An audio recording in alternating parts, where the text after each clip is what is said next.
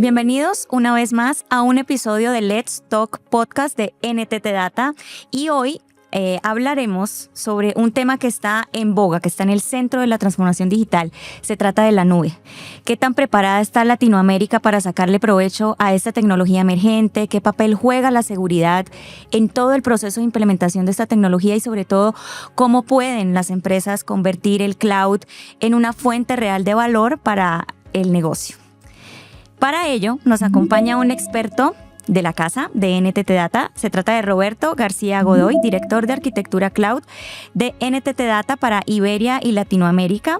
Y pues con él vamos a conversar sobre los hallazgos del nuevo estudio o la nueva versión del estudio Cloud y Seguridad en Iberoamérica para el 2025. Este estudio, como elaboramos habitualmente, lo estamos compartiendo con el MIT Technology Review y se trata de una conversación imperdible que vamos a tener para entender hacia dónde va la región en términos de adopción, estrategia y madurez del cloud.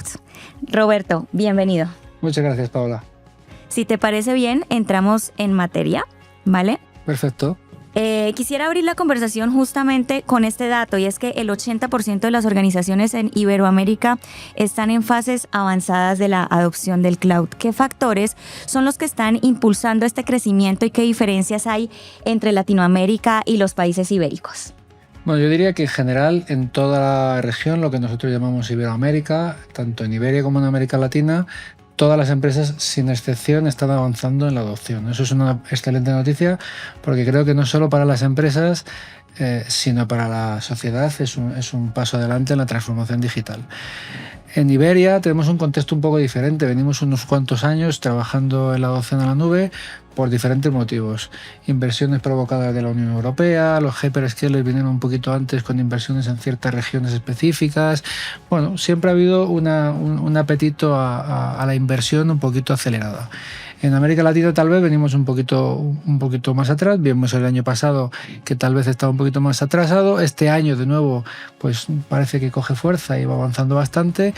Y tal vez esto se debe, este año, 2 años que venimos un poquito más atrás, pues se debe principalmente a que bueno, hay una cierta inestabilidad política, hay cierta falta de inversión tal vez unificada como región y una serie de cosas.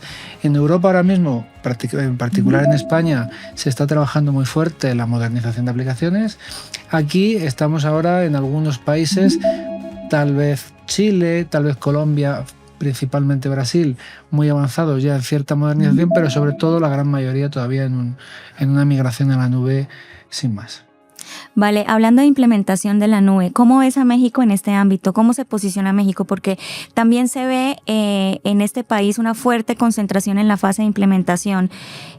¿Qué está frenando esa aceleración en México? A ver, yo no lo llamaría freno. Yo creo que está claro, y además yo lo vivo cuando vengo mucho por aquí, me encanta el país.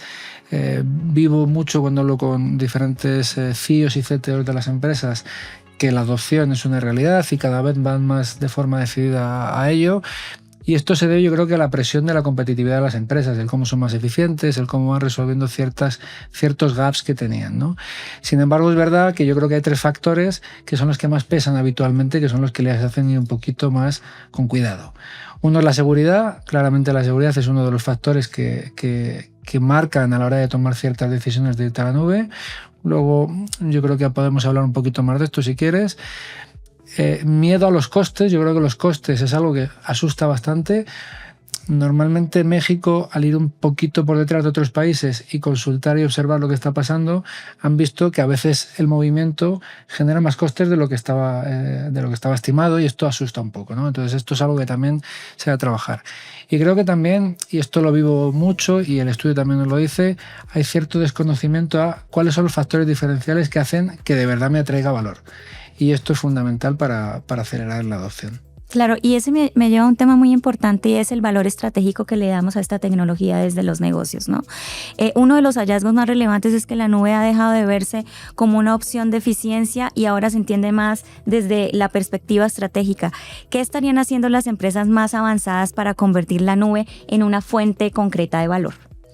Mira, Yo entiendo la nube, llevo ya bastantes años trabajando en el mundo de la nube y me gusta explicar que la nube no es una tecnología, es una nueva forma de hacer tecnología, lo cual hace que el que comienza a pensar el cómo hacer nube de forma diferente, el cómo hacer tecnología de forma diferente, es aquel que es capaz de aprovecharlo más y sacarle más valor. Sin ninguna duda, no existe transformación digital hoy en día que no pase por adoptar la nube de verdad. Y esto pasa porque eres incapaz de innovar, no tienes al alcance de tu mano nuevas tecnologías que son totalmente necesarias. La resiliencia que se hace en el mundo digital, que se hace necesaria en el mundo digital, se hace totalmente necesaria y solo la nube es capaz de dártela. El time to market. Todo este tipo de factores hacen que sea totalmente necesario abordar la nube y son evidentemente los que te darán el valor. A su vez, si no eres capaz de adoptar tecnologías como la inteligencia artificial, que vienen provocadas principalmente por la adopción de la nube, bueno, pues te quedarás atrás en el mercado y tendrás una falta de competitividad también. Perfecto. Hablaste hace unos minutos de, digamos, el temor que pueden tener algunas organizaciones para implementar el cloud y apostar por el tema de la seguridad. También nos comenta el estudio que el 80% de estas organizaciones considera que es la ciberseguridad un reto crítico para poder dar ese paso hacia adelante. ¿Qué estrategias se están consolidando para gestionar este desafío sin frenar la innovación? Yo la seguridad la veo, cuando hablamos de nube, la veo como dos caras de la misma moneda. De un lado, por supuesto, es más arriesgado cuando tienes tu información, tus aplicaciones fuera de casa. Esto te hace sacar las aplicaciones de donde hasta ahora, eternamente, desde toda la vida, hemos tenido las aplicaciones gestionadas en casa donde nadie accedía. Ahora están en un sitio que no sabes muy bien dónde están, ¿no? Y esto pues genera desconfianza y evidentemente pues una sensación de falta de seguridad, ¿vale? Sin embargo, yo creo que hay mucha literatura en el mercado para que podamos entender que yo no creo que haya ninguna empresa que invierta más en seguridad que los hyperscalers. Entonces, si hemos de pensar en cuál es el lugar más adecuado para depositar nuestras informaciones y nuestras cosas, pues muy probablemente sean los hyperscalers. No obstante, esto no quiere decir que estar en un hyperscaler ya te quita los riesgos, ya la seguridad no es un problema. Sí, es un problema. Normalmente la gestión manual de los procesos del software y los datos son los que suelen hacer que se abran las brechas, ¿no? Y para eso, bueno, pues hay un montón de tecnologías y de factores que seguramente la nube también nos facilita. Encriptación de datos cuando subes a la nube, porque más allá de que estén en la nube tú no querrás que nadie los vea. Bueno, pues todo este tipo de cosas hay que tener toda una lista de temas a tener en cuenta a la hora de abordarlo. Claro, hablamos de algunos países que aceleradamente están implementando la nube o están desarrollando o desplegando la innovación basándose en la nube. Sin embargo, vemos a México como un país con algo de timidez para avanzar de manera más acelerada. La pregunta que quiero que me ilustres a mí y a toda nuestra audiencia es: ¿cuál es el perfil de esas organizaciones que tienen esa timidez y cuál es el perfil que debería tener frente pues al desafío y al apetito de riesgo para poder implementar la nube y que esto se vea reflejado en sus números, en la rentabilidad de sus operaciones? ¿Cuáles serían esos dos perfiles? Mira, yo, aquel perfil de empresa más atrevida, con la intención de abordar la nube de una forma más agresiva, lo podemos ver en el mercado. Son aquellos mercados, aquellas industrias mucho menos reguladas. Obviamente es mucho más compleja la adopción de la nube cuanto más gestionas datos de alta confidencialidad. Podemos hablar de la salud en los hospitales, podemos hablar de los propios bancos, podemos hablar de la administración pública, podemos hablar de todas estas industrias. No es un tema de perfil, es un tema de la posibilidad de hacer según qué cosas, ¿no? Veo también que, aunque en estas empresas que actúan en sectores altamente regulados y que no te ayuda a abordar la nube de la forma más agresiva, es verdad que aquellas empresas que empiezan a identificar pues un perfil de un CTO empoderado, que se creen una empresa tecnológica y que creen que desde la tecnología van a transformar el negocio, suelen ser las empresas más agresivas a la hora de adoptar la nube, no solo porque mayor parte de sus aplicaciones y sus infraestructuras estén en la nube, sino porque son los modelos más cloud native que estamos viendo en el mercado. Y entonces, en términos de competitividad, uno está más adelante que el otro, tendría que verse así, ¿o no? Bueno, yo creo que al final aquel que aborda la transformación a la nube de una forma más agresiva, yo acostumbro a decir que resuelve mucho más su deuda competitiva que como habitualmente lo trabajo toda la vida. Entonces, hay veces que el time to market, la resiliencia, la capacidad de lanzar productos digitales de una forma acelerada, solo te lo da si tienes una infraestructura de tecnología adecuada. Y esto no hay otra opción que no sea en entornos cloud native. Perfecto. Y para estos perfiles que digamos no son tan atrevidos, ¿la nube híbrida podría ser alguna opción? Porque sabemos que el modelo de la nube híbrida se posiciona como el estándar en la región de acuerdo al estudio, ¿no? ¿Qué ventajas competitivas ofrece frente a modelos exclusivamente públicos o privados y cómo están las empresas puntualmente en México adoptando esta arquitectura de nube híbrida? Mira, la nube híbrida, yo hace ya un tiempo, y el estudio ahora nos lo deja claro, creo que no es una opción, es una necesidad. Nunca vamos a salir de la nube híbrida y por eso el estudio dice se consolida como un estándar. ¿Debido a qué? Pues debido a muchos factores. Como explicaba antes, mercados regulados exigen ciertas regulaciones, como por ejemplo el sector bancario, habitualmente necesita tener una estrategia de salida de la nube, y la salida de la nube no es más que volver a tu on-premise, y esto te obliga a mantener siempre ciertas capacidades.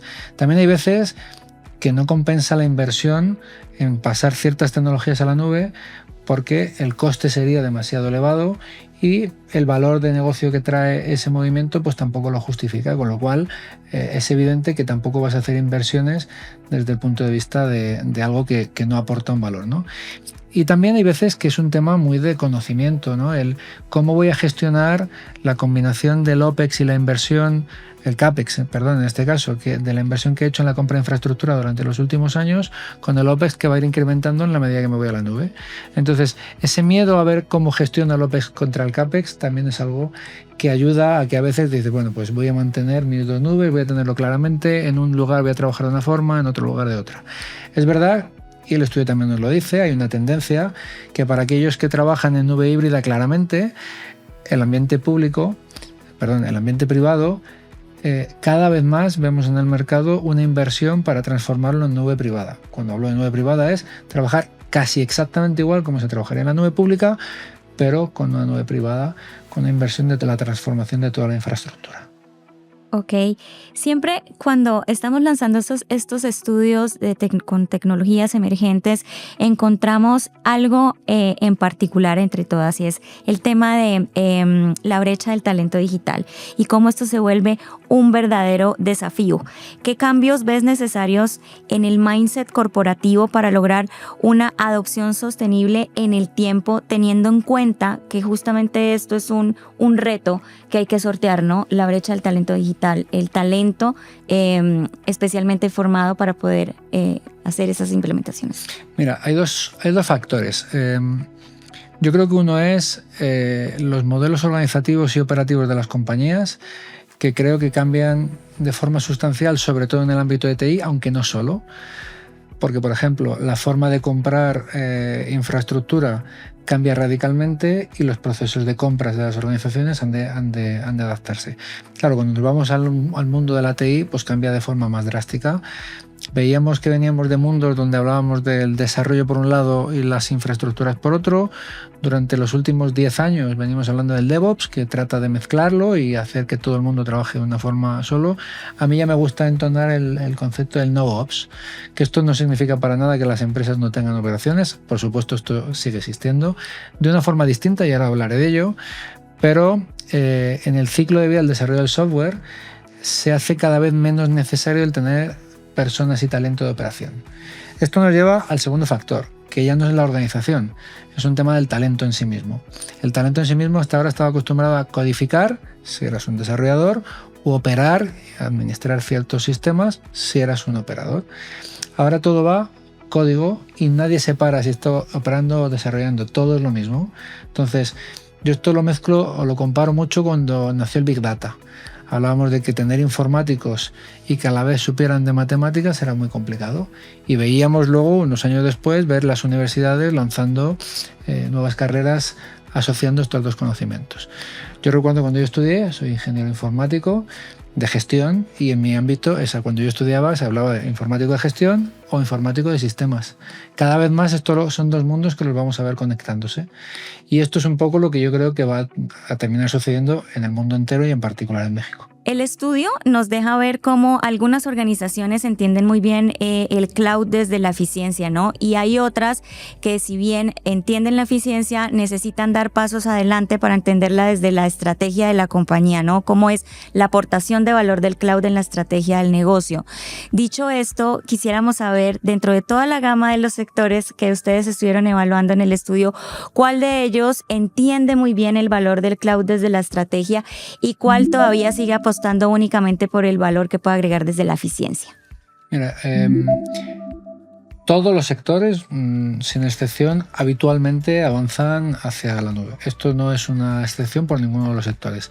Evidentemente, todos aquellos sectores que tienen una interacción con cliente en un modo B2C directo son sectores que tienen un entendimiento de la nube muy diferencial, porque al tener tanta interacción, sus sistemas tienen un volumen de cómputo muy alto y necesitan tener unos sistemas tecnológicos altamente robustos. Aquellos que tienen menos interacción con cliente y tienen, por ende, una necesidad de cómputo menor, pues habitualmente no. Voy a dar algunos ejemplos. El retailer, cuando te vas a entender un Black Friday, pues el cloud te ayuda a garantizar el escalado y el desescalado. Empresas, por ejemplo, algunas aseguradoras que vemos que compran y venden carteras de forma constante, pues el escalar su infraestructura y desescalarla dependiendo de cómo vaya el negocio, pues también es algo que les habilita. Yo creo que todos aquellos que su negocio es más volátil son aquellos que están adoptando la nube de una forma más ágil. Vale. Bueno, ya para terminar y para cerrar nuestro podcast, nuestro episodio de podcast, quisiera referirme un poco hacia dónde va entonces el futuro del cloud, ¿no?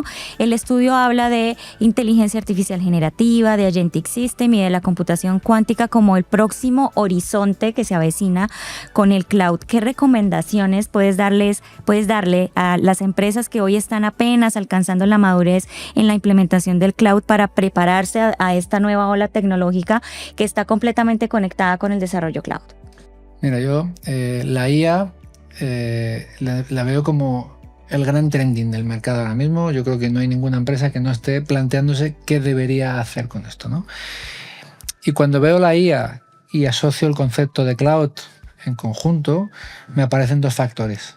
El primero es el propio cloud siendo más inteligente, ¿no? Entonces, ¿cómo hacer que todas las arquitecturas que hacen que la tecnología de una determinada compañía se comporte de forma agéntica, déjame decirlo así, bueno, pues es algo que empiezo a ver cada vez con más frecuencia, preguntándonos en el mercado cómo debemos abordarlo. Pero yo creo que no es el principal factor. O sea, seguramente ese es muy importante, yo creo que no es el principal factor. La inteligencia artificial, como principal trending, es algo que cada vez está más democratizado. O sea, lo que antes estaba relegado a un conjunto de personas con altos conocimientos en data scientists y cosas así, pues ahora la tecnología cada vez nos lo pone más fácil y está un poquito más democratizado. Y la nube, el papel que tiene con esto, Paola, es cómo ayudamos a habilitar esa tecnología en las corporaciones, porque al final es la nube quien te provee esa tecnología necesaria para que tú utilices la inteligencia artificial como quieras. Entonces yo, resumiéndolo, cómo hago la nube de mi compañía de una forma más inteligente y cómo la nube es quien me provee las capacidades para que yo pueda desarrollar todos los casos de uso que yo quiera de inteligencia artificial. Roberto, muchas gracias por haber estado con nosotros en este episodio de Let's Talk Podcast hablando de implementación cloud. Esperamos volverte a tener con nosotros en un episodio más. Y bueno, invitar a toda nuestra audiencia que descarguen el estudio. Les dejaremos en la descripción el enlace para que puedan acceder al documento. Está muy nutrido, tiene muchos datos de alto valor, entonces se los recomendamos mucho. Y bueno, nos vemos en un próximo episodio de Let's Talk Podcast.